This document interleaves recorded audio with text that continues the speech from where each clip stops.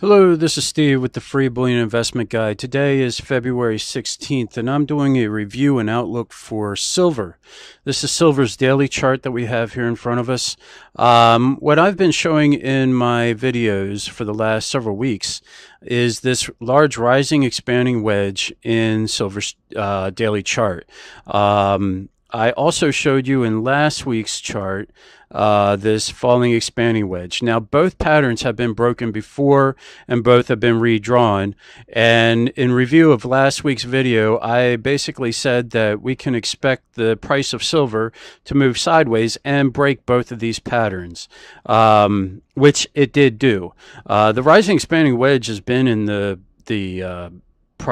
silver price pattern for at least 3 weeks. I would say probably close to a month. I've been drawing this pattern in silver's price chart. The falling expanding wedge is a couple weeks old, but the rising expanding wedge is a negative pattern, and silver did fall below it as expected, and the falling expanding wedge is a positive pattern, and silver broke above it as expected as it moved sideways. And so now both patterns can be removed, but I'm only going to remove one of them. The rising expanding wedge clearly can be removed, and the falling expanding wedge I'm just going to expand.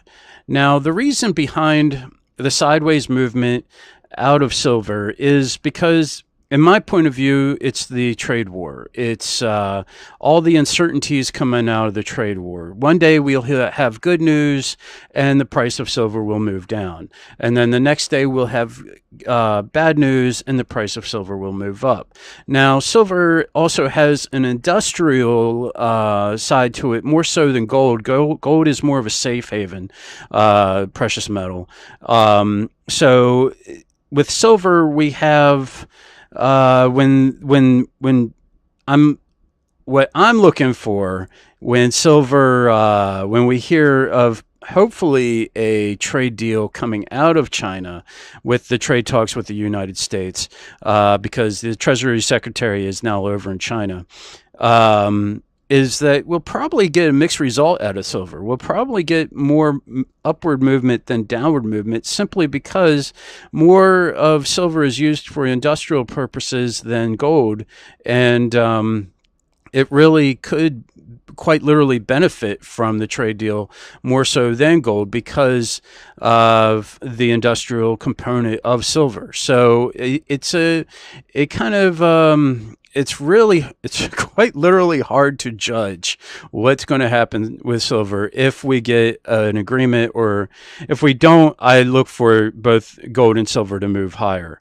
But if we do, silver may not move in the same direction as gold. I expect gold to move lower if we get, because it'll bring more certainty into the market. Gold likes uncertainty, but with silver's industrial component, we could see it move more either sideways or upwards if we get an agreement. But that's still up in the air, and we really don't know what's going to happen with the trade talks.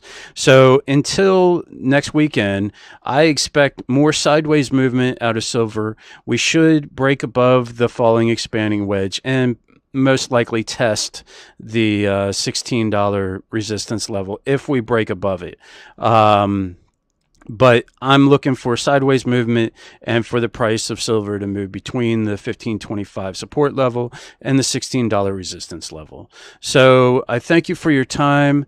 Take care and God bless.